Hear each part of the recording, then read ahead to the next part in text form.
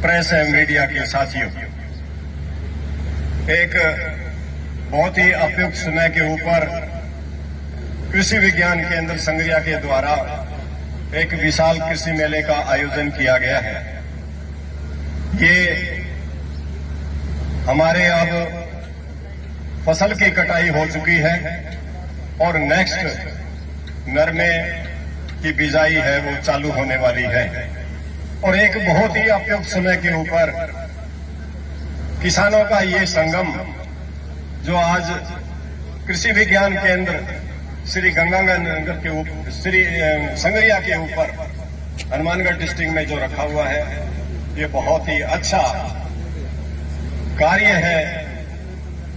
हमारी खेती को अच्छा बढ़ावा देने के लिए, अच्छी पैदावार लेने के लिए आज मैं सस्य विज्ञान के जो मूलभूत सिद्धांत हैं, किस प्रकार से हम नरमे की फसल से अधिक उत्पादन लें, इसके बारे में आप लोगों के साथ में मैं विस्तृत चर्चा करूंगा। किसान साथियों, नरमे की बुआई का जो उपयुक्त समय है वो 15 अप्रैल से लेकर के 15 मई का जो समय है वो उपयुक्त माना गया है। आप नरमे की बुआई 20 मई तक कर सकते हैं और वातावरण अगर सही रहता है, अच्छी बारिशें आ जाती हैं तो 30 मई तक जा सकते हैं, पर पत्ता मरोड़ बीमारी की आने की बराबर संभावना रहती है।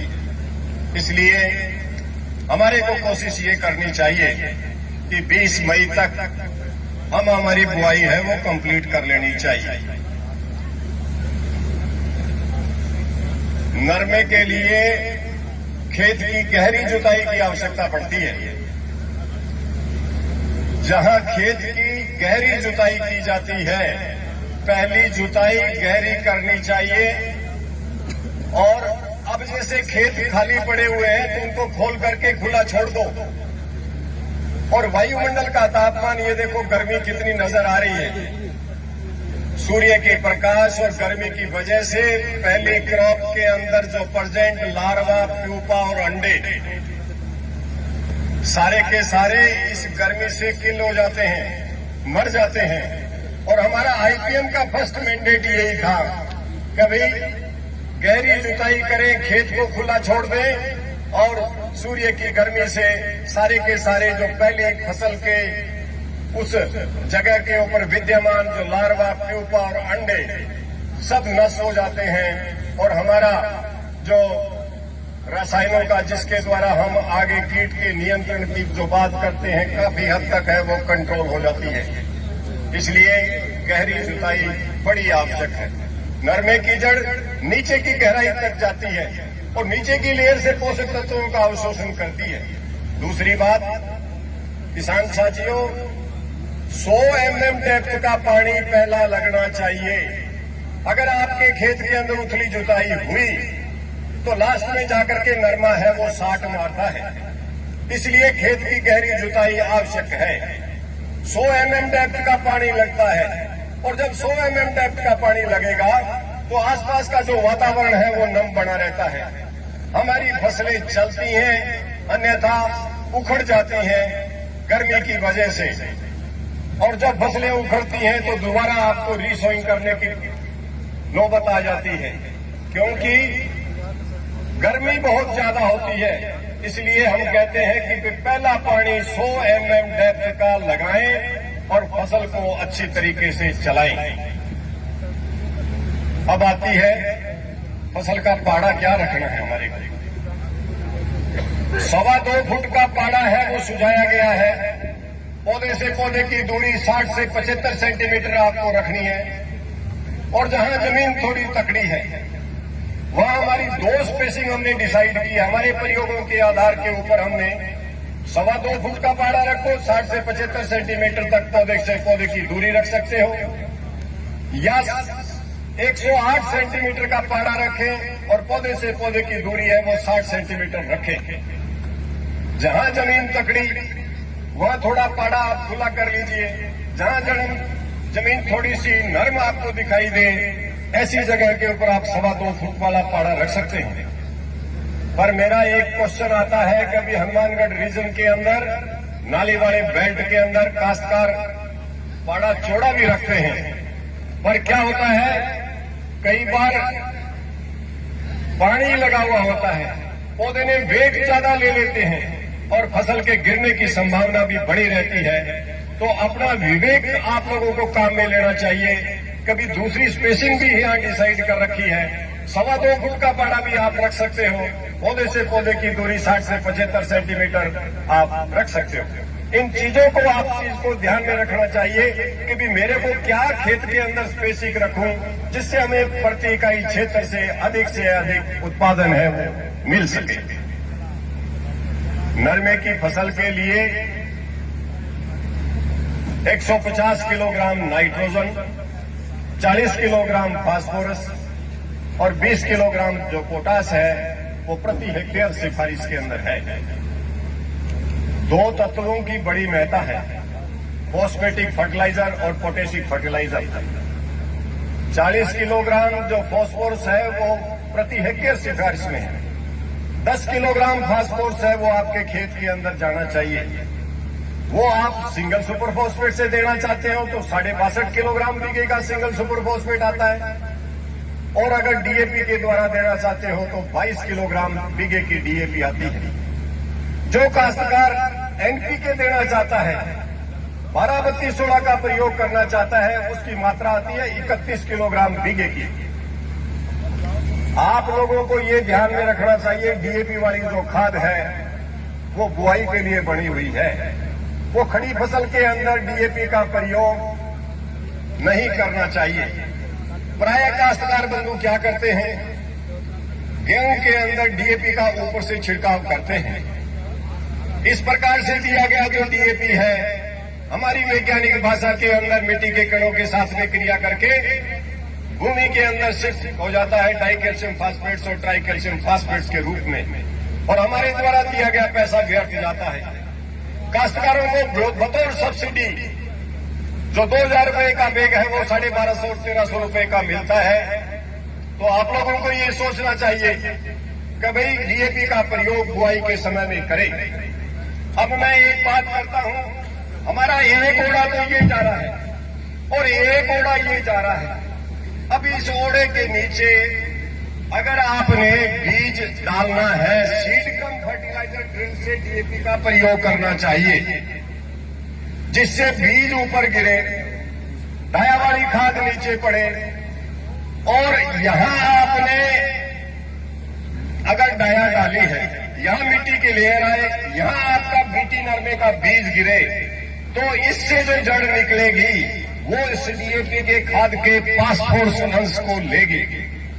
अन्यथा अगर आपने जुलाई माह के अंदर डीएपी का प्रयोग किया, यहां तो हमने नरमा लगा दिया, नरमे की जड़ यहां आ गई और इसकी जड़ यहां आ गई, और हमने हल के द्वारा जब जून माह के लास्ट के अंदर डीएपी का प्रयोग किया तो इसका नाइट्रोजन का अंश तो इस जड़ को मिल जाएगा, पर फास्फोरस का अंश मिट्टी के साथ में क्रिया करके जमा भूमि के अंदर हो जाएगा, हमारा पैसा व्यर्थ जाएगा। इसलिए आप लोगों को ये कोशिश करनी चाहिए कि डीएपी का प्रयोग करें, सीड कम फर्टिलाइजर ड्रिल के द्वारा करें, जिससे उसका संपूर्ण तत्व का उपयोग हो और हमारी फसल आगे चले।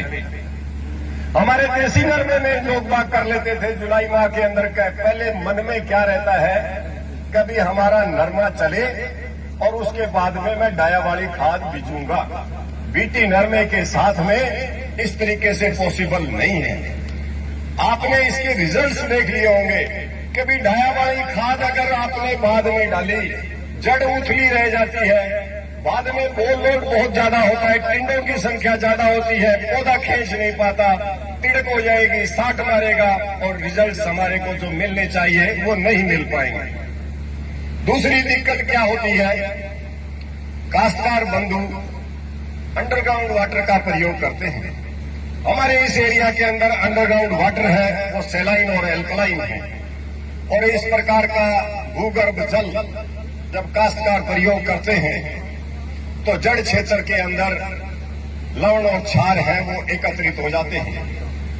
दिक्कत क्या होता है, वातावरण का तापमान ज्यादा होता है, पानी भाप बन करके उड़ जाता है और लवण और क्षार जड़ क्षेत्र के अंदर आकर के जब जमा हो जाते हैं तो हमारा अवशोषण का नियम है वो प्रभावित होता है। पानी कैसे पानी खींचेगा?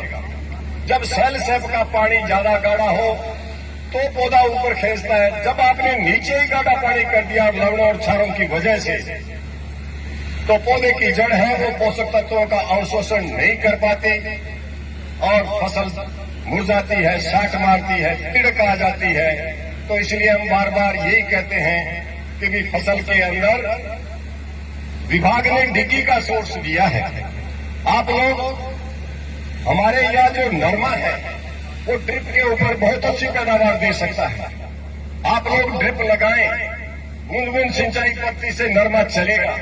और खास बात मजे की आती है कि जो 100 mm डेप्थ का पानी चाहिए शुरू वाला, वो जरूरत ही नहीं है। आप ड्राई सोइंग कर सकते हैं और उस ड्रिपर लाइन को ले जाकर के वहां पर छोड़ सकते हैं। तो देखो कितनी पानी की बचत है। आप भूगर्भ जल का प्रयोग न करके डिग्गी के सोर्स को अपनाइए, ड्रिप को अपनाइए और अब फसल को चलाइए। सीलर चलाने की कोई जरूरत नहीं पड़ती। कचरा आपके खेत के अंदर होता नहीं। उर्वरकों की मात्रा 25% आप कम कर सकते हैं। और सबसे बढ़िया बात, क्वालिटी के अंदर सिग्निफिकेंट जो इम्प्रूवमेंट है वो बीटी नरमे के अंदर दिखाई देता है अगर आपने ड्रिप का प्रयोग किया है। इसलिए डिग्गी का सोर्स अपनाइए और जाकर के बतौर सब्सिडी विभाग से आप ये चीज लीजिए। आपकी जमीन सुरक्षित रहेगी, आपके भूमि के स्वास्थ्य का प्रबंधन सही रहेगा। ऑनरेबल प्राइम मिनिस्टर साहब ने सूरतगढ़ से मैसेज दिया था, कभी हमारे को मिट्टी परीक्षण की तरफ जरूर जाना चाहिए। ये जो सिफारिशें हैं वो ब्लैंकेट हैं। आप जाकर के मिट्टी का परीक्षण कराइए। सॉइल टेस्टिंग लैब आपको बताएगी कि अमुक मात्रा के अंदर आपको यूरिया अप्लाई करनी है, इतना फास्फोरस देना है, इतना पोटास देना है, क्या जिंक की कमी है, क्या मैग्नीशियम की कमी है। उस बेसिस के ऊपर आप अपने तत्वों का समावेश करेंगे तो आपको बहुत अच्छे रिजल्ट्स हैं वो मिलेंगे। बात कर रहे थे फास्फोरस और पोटास की, तत्वों के ऐड करने की, तो मिट्टी परीक्षण की तरफ आपको जाना चाहिए। 2 तत्वों की बड़ी महत्ता है, फॉस्फेटिक फर्टिलाइजर और पोटेशिक फर्टिलाइजर की। फॉस्फोरस और पोटास बेसल एप्लीकेशन के लिए सिफारिश किए गए हैं, वही के समय काम में लेनी चाहिए। 8 से 9 किलोग्राम म्यूरेट ऑफ पोटास आपको प्रति बीघा खेत में डालना चाहिए। बीटी नरमे के अंदर ये रेस्पॉन्स है वो 17-18 किलोग्राम तक भी देखा गया है। हमारी भूमियों के अंदर 750 से 800 केजी पर हेक्टेयर तक का अवेलेबल पोटास था। आज ये अवेलेबल जो पोटास है वो 300 और 400 केजी पर हेक्टेयर तक का देखने के लिए मिल रहा है। तो किसान साथियों, ये एक अलार्मिंग सिचुएशन है कि भाई हमारे खेत के अंदर पोटास का भी प्रयोग है वो बराबर करना चाहिए। जब बैलेंस न्यूट्रिशन होता है नाइट्रोजन, फास्फोरस और पोटास का, तो फसल की बढ़वार भी अच्छी होती है। किसी एक तत्व की कमी और दूसरे की अधिकता पौधे के उत्पादन को प्रभावित करती है। इसलिए जो तत्व आवश्यक है उनको प्रॉपर मात्रा के अंदर ऐड करना चाहिए, तब जाकर के हमारे को उत्पादन है वो बहुत अच्छा दिखाई देता है। पोटास है वो पौधे की रोग प्रतिरोधक क्षमता को निर्धारित करता है, फसल को रोगों से बचाता है और दूसरी खास बात है फसल को सूखा सहन करने की क्षमता प्रदान करता है। आज हमारे कृषि विभाग ने गांव-गांव के अंदर ये स्लोगन्स लिखे हुए हैं, पंचायत समिति के सामने पोटास का प्रयोग कीजिए, बूंद बूंद सिंचाई पद्धति का प्रयोग कीजिए। तो आप लोगों को ऐसी टेक्निक की तरफ जाना चाहिए। डिग्गी का सोर्स है, बारिश आ गई, आपको जरूरत नहीं पानी की, डिग्गी के अंदर डालो और राइट टाइम के ऊपर आप सोइंग करो। आपको दूसरी बात बताई कि अभी 20 मई तक का जो नरमा है वो बम्पर पैदावार देता है। और कई बार क्या होता है, पानी आता नहीं, क्योंकि आप लोग केनाल के ऊपर डिपेंडेंट हैं। और मैंने बार बार बताया कि लेट सोइंग होती है, उसमें फिर संभावना है वो कम पैदावार की मिलने की रहती है, कीड़े मकोड़ों, क्योंकि पौधा नर्म छोटा रहेगा, कीड़े मकोड़े उसके ऊपर आक्रमण ज्यादा बढ़ जाएंगे। ऐसी दशा में किसानों को बड़ा सोचना चाहिए कि भी मैं कैसे करूं।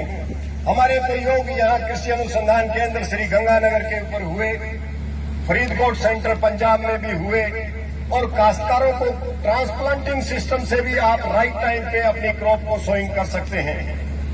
20 मई के आसपास 15 दिन की क्रॉप अगर 20 मई को पौध लगा दें, 15 दिन बाद में खेत में ट्रांसफर कर दें या 21 दिन बाद में आप ट्रांसफर कर दें तो आपकी पौध है वो चल जाती है। तो कितनी अच्छी बात है। कभी अगर पानी आया 20 या 22 मई को, आप उस टाइम पौध लगाइए और पौध लगा करके आप अपने खेत के अंदर चलाइए और ड्रिप लाइन को आपको चला दें तो आपके खेत में नंबर 1 पौधों की संख्या पर्याप्त रहेगी। और जब पौधों की संख्या पर्याप्त रहेगी तो आपको पैदावार है वो पूरी मिलेगी।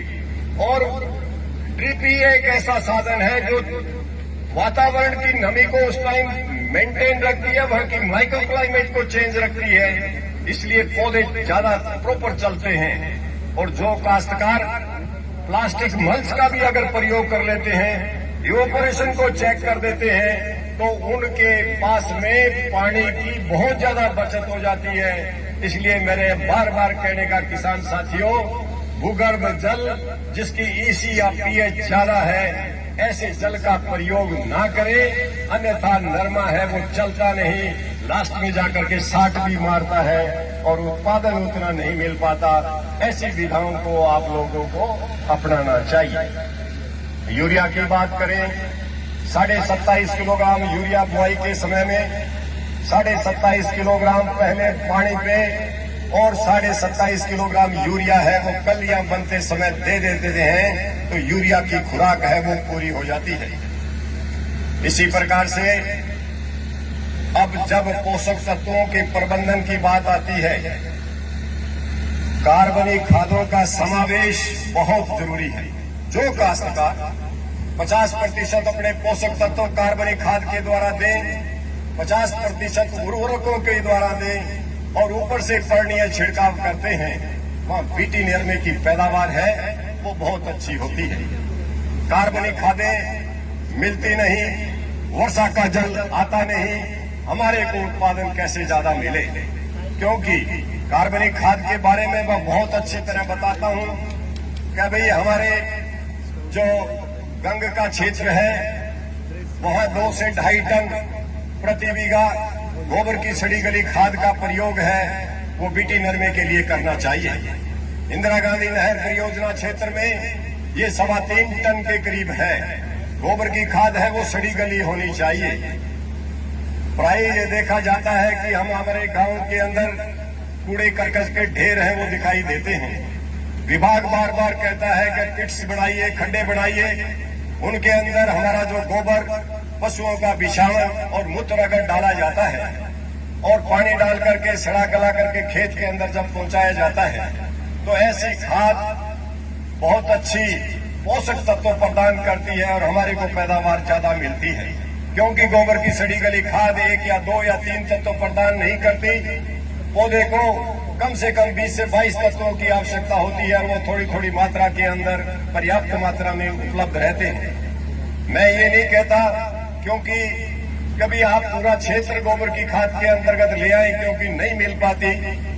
1 या 2 बीघा 3 बीघा आप हर साल अपना खेत का इंप्रूवमेंट में लेकर के आए, क्योंकि गोबर की खाद जब सड़ती और गलती है तो ये कार्बनिक अम्ल पैदा होते हैं और ये कार्बनिक अम्ल की महत्ता है कि फसलें लहलाती हैं।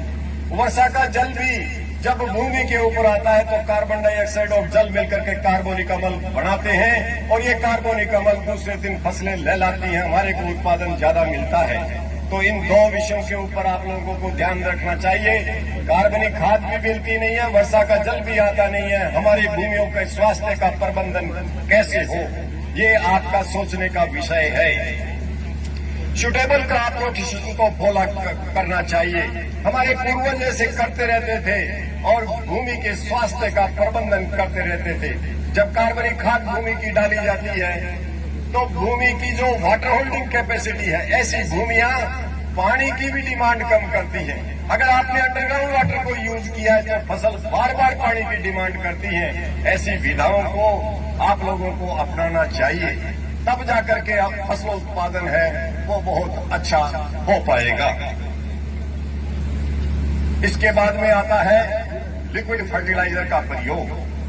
साथियों, दो तत्वों जैसे, अब रेडीमेड तत्वों की मैं बात कर देता हूं, जैसे जिंक। आज जिंक की भी कमी है, वो काफी जगह दिखाई देती है। आप मृदा परीक्षण की तरफ जरूर जाएं, आपको बताएं जिंक की कमी है तो जिंक आपको ऐड करना चाहिए। 6 किलोग्राम बीघे का जिंक सल्फेट 21% वाला खेत में बुआई के समय आप काम में ले सकते हैं। खड़ी फसल के अंदर जिंक की कमी दिखाई दे तो 0.5% का स्प्रे है। तो जिंक की कमी के लक्षण आज आम दिखाई देते हैं। पत्ती के बीच वाली नस है वो हरी रहती है, साइड में पीलापन दिखाई देता है, तो जिंक की कमी है। आप यूरिया डालोगे तो उसका हरापन नहीं आएगा। आपने अगर जिंक डाला है तो हरापन आ जाएगा। खड़ी फसल में 0.5% का स्प्रे आपको करना चाहिए। आपके खेत में अगर लाल पत्ते होने की समस्या दिखाई दे तो मैग्नीशियम सल्फेट है वो रिकमेंडेशन में है। 1% मैग्नीशियम सल्फेट का स्प्रे अगर 90 डेज के आसपास कर दिया जाए तो लाल पत्ते हैं वो अपने आप सही हो जाते हैं। बतौर अगर वो ये देखो भी किसी जेसिड के आक्रमण से तो नहीं है, किसी कीड़े के आक्रमण से तो नहीं है और किसी पोषक तत्व की कमी की वजह से है, तो उस चीज का आप स्प्रे करेंगे तो आपको रिजल्ट्स है वो जरूर मिलेगा। कई बार फूलगुड्डी है वो स्वतः गिरती है, किसी कीड़े मकोड़े के आक्रमण से नहीं गिरती, तो उसके लिए प्लानोफिक्स है वो रिकमेंडेशन में है। आप प्लानोफिक्स को अप्लाई करके, क्योंकि हमारा लंबा ड्राई स्पेल आता है, लंबा पानी नहरों के नहीं आता, और जैसे ही पानी लगाते हैं तो फूलगुड्डी और उसके बीच में, टहनी के बीच में हमारी एक एब्सिशन लेयर फॉर्म होती है और सारी की सारी फूलगुड्डी नीचे आती है। इससे फसल को बचाने के लिए प्लानोफिक्स सिफारिश किया जाता है। आप इसका प्रयोग है वो कर सकते हैं। इसी प्रकार से साथियों, बीज के बारे में मैं बहुत अच्छी बात करता हूं। सबसे पहले तो मैं आपको ये बता दूं कि बीटी नरमा ऐसे बीज कोई भी नहीं बिकता। बीटी नरमे का बीज जब कृषि अनुसंधान केंद्र श्री गंगानगर, पंजाब एग्रीकल्चर यूनिवर्सिटी का अबोहर सेंटर, बठिंडा सेंटर और फरीदकोट सेंटर और केंद्रीय कपास अनुसंधान सिरसा और चौधरी चरण सिंह हरियाणा कृषि विश्वविद्यालय के ऊपर वैज्ञानिकों के द्वारा परीक्षण किया जाता है। और जब ये सारे वैज्ञानिक नेतृत्व करता है पंजाब एग्रीकल्चर यूनिवर्सिटी लुधियाना, और जब ये सभी वैज्ञानिक लास्ट में जब इनका कंक्लूजन निकालते हैं और उस प्रयोगों के आधार के ऊपर देखते हैं भी कौन सा बीटी हाइब्रिड टॉप रहा है, वो काश्तकारों को सुझाया जाता है। और वो हमारा जो कृषि विभाग है, पंत कृषि भवन जयपुर से फिर लिस्ट निकलती है कि ये बीटी हाइब्रिड्स हमारे क्षेत्र के अंदर सबसे कारगर सिद्ध हुए हैं। कृषि विभाग से एक पूरी लिस्ट आती है कि कौन से टॉप बीटी हाइब्रिड्स हैं। तो आप लोगों को किसान साथियों ऐसे बीटी हाइब्रिड्स का प्रयोग करना चाहिए। अब आपके अंदर एवरीथिंग, सारी चीज क्लियर होनी चाहिए कि कौन सा बीटी हाइब्रिड्स आज के एरा के अंदर टॉप है, उस बीटी हाइब्रिड्स का चयन करना चाहिए। अजीत सीड का ACH 177 आज सबसे टॉप बीटी हाइब्रिड्स के अंदर है, आप उसको प्रयोग में ला सकते हैं। 2 या 3, 4, 5 नंबर के अंदर ACH 33, ACH 133 और 155 ऐसे बीटी हाइब्रिड्स हैं जो एरिया के अंदर बम्पर पैदावार देने के लिए सक्षम है। ये कृषि विभाग से आप लिस्ट देख सकते हैं उसके अंदर। तो ऐसे बीटी हाइब्रिड का प्रयोग करना चाहिए जिसके अंदर तत्मरूढ़ बीमारी कम हो और आपको पैदावार ज्यादा मिले। 2019 से देख लीजिए आप, 2019 के अंदर सबसे टॉप बीटी हाइब्रिड्स ACH 170। और जब भी मेरा व्याख्यान होता है तो मैं काश्तकार बंधुओं को बताता हूं, एक ही बीटी हाइब्रिड्स के ऊपर डिपेंड मत रहिए, अन्यथा सेम लेवल पर न्यूट्रिएंट पोषक तत्वों की कमी होगी और बदले में हमारे को ज्यादा पैदावार नहीं मिल पाएगी। बार बार फसलों को हमारे सस्य विज्ञान के सिद्धांत क्या कहते हैं, फसलों को ऐसे हेर फेर करके बोना कभी हमारे को उत्पादन ज्यादा मिले। ऐसी सेम चीज को आप बार बार प्रयोग ना करें, अन्यथा रूट होराइजन में उन पोषक तत्वों की कमी हो जाती है और एक स्टेज ऐसी आती है कि फसल लेना बड़ी भारी मुश्किल हो जाता है। आप लोगों को पूरा क्लियर होगा, हमारे पास में पहले क्या था, RST9 नरमा था और इतना भार था उसके अंदर कि काश्तकार कहते थे कि भी RST9 ही होना चाहिए। एक समय के साथ में आया और चला गया, 64, 88, 65, 88 आया और चला गया।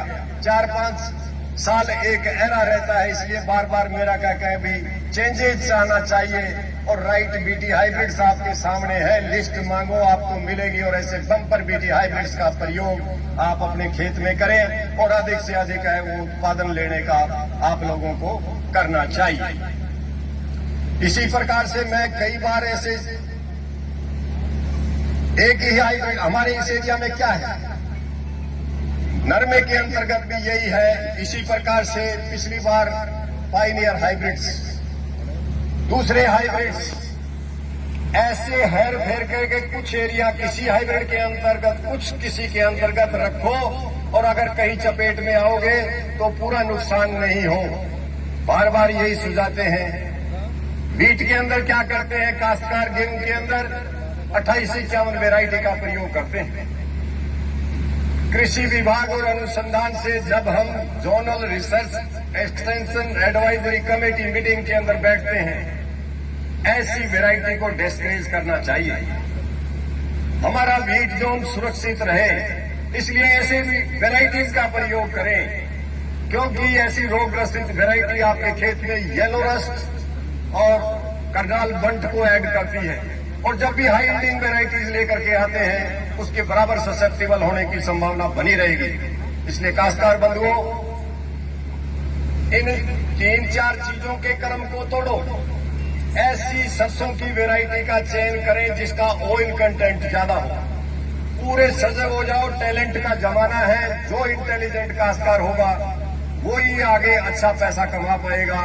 अन्यथा काश्तकारों ने जिनका ऑयल कंटेंट कम रहा, 36 के पास में जिनका ऑयल कंटेंट आज मस्टर्ड में रहा उसको 5500 रुपए का रेट मिला और जिसका ऑयल कंटेंट 42 के करीब था उसको 6500 का रेट मिला। इसलिए ऐसे भूमि का परीक्षण करा करके पोषक तत्वों का प्रबंधन करके राइट आपको वेराइटी चुननी है जिससे अधिक आपको फायदा हो, उत्पादन मिले। जय हिंद, जय भारत। किसान साथियों, विषय मेरे पास में काफी लंबा है, वक्ता बहुत ज्यादा है। आप लोगों के कोई क्वेश्चन हो तो वो पूछ सकते हो। धन्यवाद। जय हिंद, जय भारत। धन्यवाद डॉक्टर साहब।